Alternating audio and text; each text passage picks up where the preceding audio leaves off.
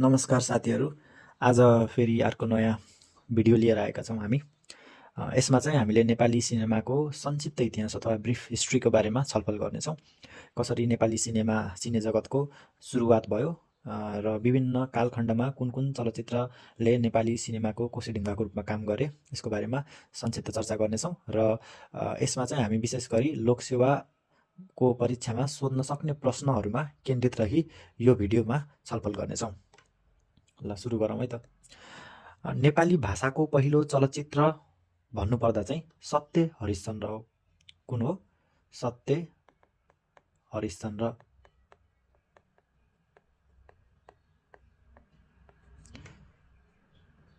सत्य हरिश्चन्द्र यहाँ फोटोमा पनि हामी देख्न सक्छौँ। यो त्यही चलचित्रको पोस्टर रहेको छ।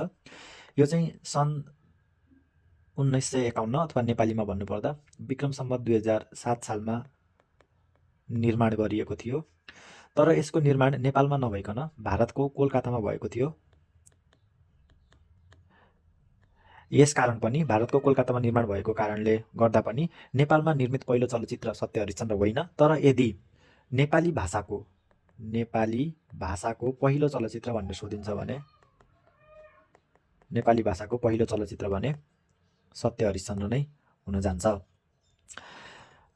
त्यसपछि त्यसको करिब 15 वर्षपछि नेपालमै विक्रम सम्वत 2022 सालमा आमा नामक चलचित्रको निर्माण गरिएको थियो। यो पोस्टर त्यही आमा चलचित्रको हो। आमा नामक चलचित्रको निर्माण गरिएको थियो। यो चलचित्र चाहिँ यसको रिलिज विक्रम सम्वत 2022 असोज 15मा भएको थियो। यही मितिलाई आधार मानेर हाल राष्ट्रिय चलचित्र दिवस प्रत्येक वर्ष असोज 15मा मनाइने गरिन्छ।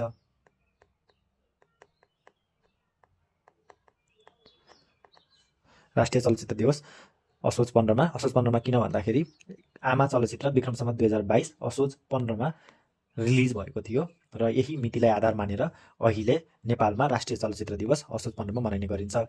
कतै कतै असोज 1 लेखेको पनि पाइएको छ, तर असोज 1 राष्ट्रिय चलचित्र दिवस भने होइन, असोज 15 नै हो। यसमा ढुक्क रहनुहोस्। त्यस्तै आमा चलचित्रको मुख्य अभिनेता शिवशङ्कर मानन्दर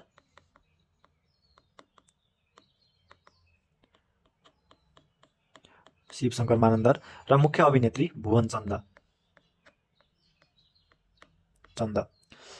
उहाँहरू यो आमा चलचित्रको मुख्य अभिनेता शिवशङ्कर मानन्दर र मुख्य अभिनेत्री भुवन चन्द, उहाँहरू दुईजनालाई नेपालको सिनेमा जगतको पहिलो अभिनेता र अभिनेत्रीको रूपमा लिइन्छ। फर्स्ट एक्टर शिवशङ्कर मानन्दर र फर्स्ट एक्ट्रेस भुवन चन्द। र आमा चलचित्रबाट हामीले थाहा पाउनुपर्ने कुरा भनेको यिनै हो। पहिलो कुरा चाहिँ नेपालमा निर्मित पहिलो नेपाली चलचित्र आमा हो। यो चाहिँ यसको निर्माण विक्रम सम्वत 2022 साल असोज 15मा भएको थियो र यही असोज 15 भन्ने मितिलाई आधार मानेर राष्ट्रिय चलचित्र दिवस मनाइन्छ। आमा चलचित्रको मुख्य भूमिकामा रहेका शिवशङ्कर मानन्दर नेपाली सिने जगतको पहिलो अभिनेता र मुख्य भूमिकामा रहेकी भुवन चन्द नेपाली सिने जगतको पहिलो अभिनेत्रीको रूपमा लिइन्छ। र अर्को कुरा थाहा पाउनुपर्ने भनेको यस मुभीका निर्देशक अथवा डिरेक्टर चाहिँ हिरासिंह खत्री थिए।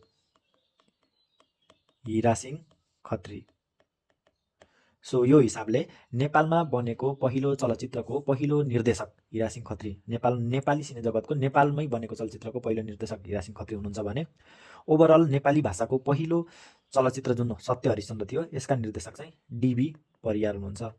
सो यो दुईटा नाम चाहिँ याद गर्नु पर्यो। डीबी निर्देशकको नामावलीमा डीबी परियार पहिलो नेपाली चलचित्रको निर्देशक र नेपालमै निर्मित पहिलो नेपाली चलचित्रको निर्देशक भने हिरासिंह खत्री। यी दुईटा नाम याद हुनु पर्यो। र यसपछि कुमारी चलचित्र चाहिँ पहिलो रङ्गीन चलचित्र।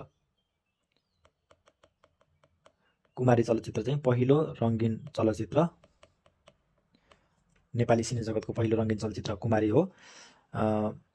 र यसको निर्माण चाहिँ 2032 सालमा भएको थियो। विक्रम सम्वत 2032 सालमा भएको थियो। हामीले हेर्दै जाँदाखेरि अहिलेसम्मको टाइमलाइन हेर्दै जाँदाखेरि 2007 सालमा पहिलो नेपाली चलचित्र सत्य हरिश्चन्द्र जुन भारतको कोलकातामा निर्माण भएको थियो, त्यसको 15 वर्षपछि 2022 सालमा आमा चलचित्र जुन नेपालमा निर्मित पहिलो नेपाली चलचित्र थियो र यसको 10 वर्षपछि 2032 सालमा पहिलो रङ्गीन चलचित्र कुमारी बनेको थियो। र यसभन्दा बिचमा एउटा हामीले भन्नै पर्ने कुरा भनेको 2024 सालमा निजी क्षेत्रबाट निर्माण गरिएको माइतीघर चलचित्र। निजी क्षेत्रबाट निर्माण गरिएको कुन चलचित्र? माइतीघर चलचित्र। माइतीघर चलचित्रको बारेमा अरू थाहा पाउनुपर्ने कुरा भनेको माइतीघर चलचित्रका 2टा गीतहरू अझै पनि फेसबुक, इन्स्टा, टिकटकको भिडियो र रिलहरूमा एकदमै चर्चित छन्। त्यो मध्ये एउटा हो नमान लाज यसरी। यसका गायक छन् प्रेमध्वज प्रधान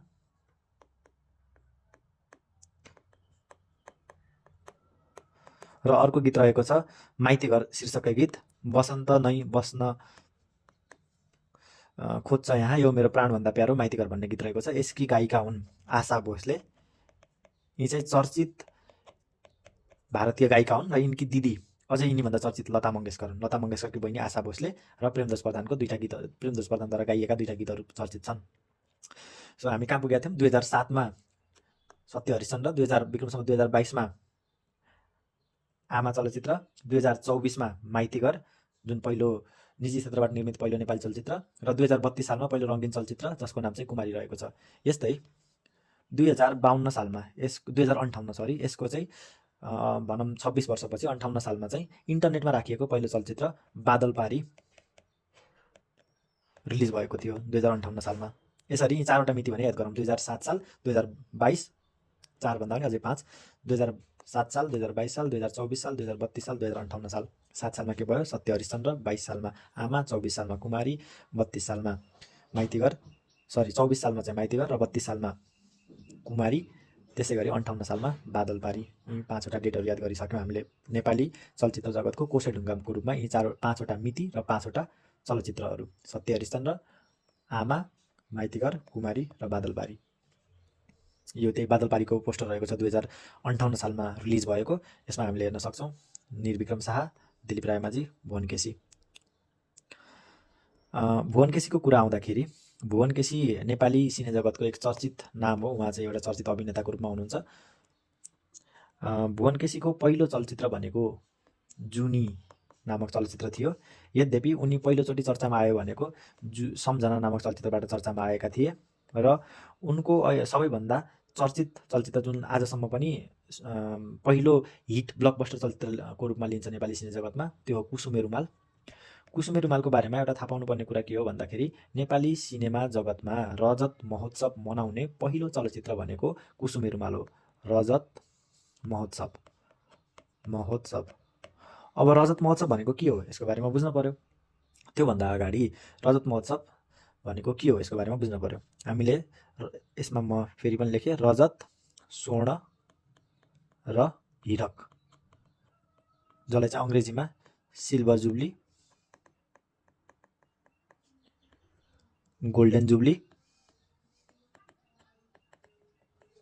र डायमन्ड जुब्ली भन्ने गरिन्छ।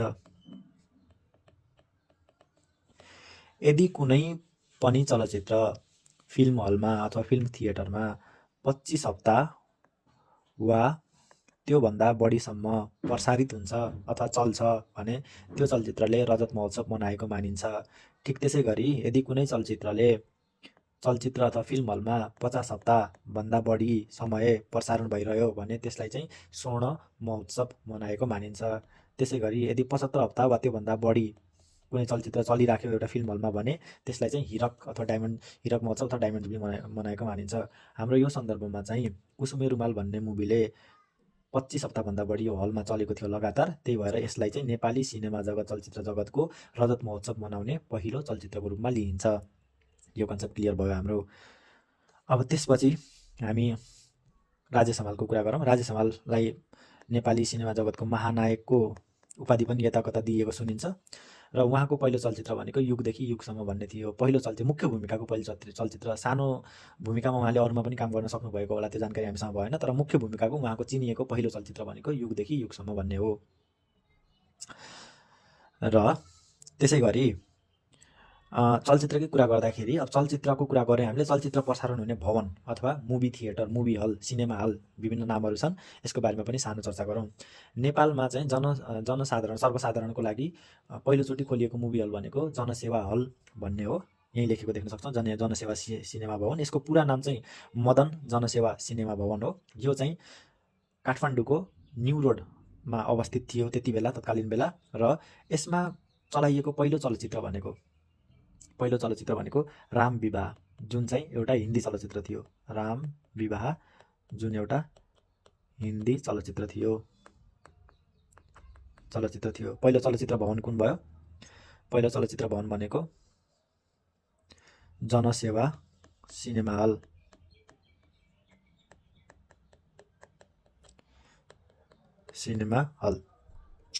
र चलचित्र निर्माणको प्रवर्धन गर्नको लागि चलचित्र विकास बोर्ड अथवा फिल्म डेभलपमेन्ट बोर्डको स्थापना भएको थियो 2028 साल कार्तिक 7 गते। यति बेला स्थापना भएको थियो र विभिन्न भाषामा विभिन्न चलचित्रहरू निर्माण भएका छन्। त्यसै अनुरूप नेवारी भाषा जसलाई नेपाल भाषा पनि भनिन्छ, नेवारी भाषामा बनेको पहिलो चलचित्र भनेको सिलु हो। यो चाहिँ नेवारी भाषाको पहिलो चलचित्र। नेवारी भाषाको पहिलो चलचित्र सिलु चाहिँ नेवारी भाषाको पहिलो चलचित्र हो। र यसको बारेमा अर्को थाहा पाउनुपर्ने कुरा भनेको यसमा चाहिँ नेपालको सिनेमा जगतमा एकदमै प्रख्यात जोडी महजोडी मदन कृष्ण श्रेष्ठ र हरिवंश आचार्यको जोडी, उहाँहरूले यो चलचित्रमा अभिनय गर्नुभएको थियो। यहाँ हामी हेर्न सक्छौँ मदन कृष्ण श्रेष्ठ र हरिवंश आचार्य। ठिक त्यसै गरी संस्कृत भाषाको पहिलो चलचित्र भनेको संस्कृत भाषाको पहिलो चलचित्र गुरुदक्षिणा हो। र डोटेली भाषाको पहिलो चलचित्र सौराई हो। यो रहेको थियो नेपाली सिनेमा जगत चलचित्र इतिहासको संक्षिप्त जानकारी। भिडियो हेरिदिनु भएकोमा धेरै धेरै धन्यवाद।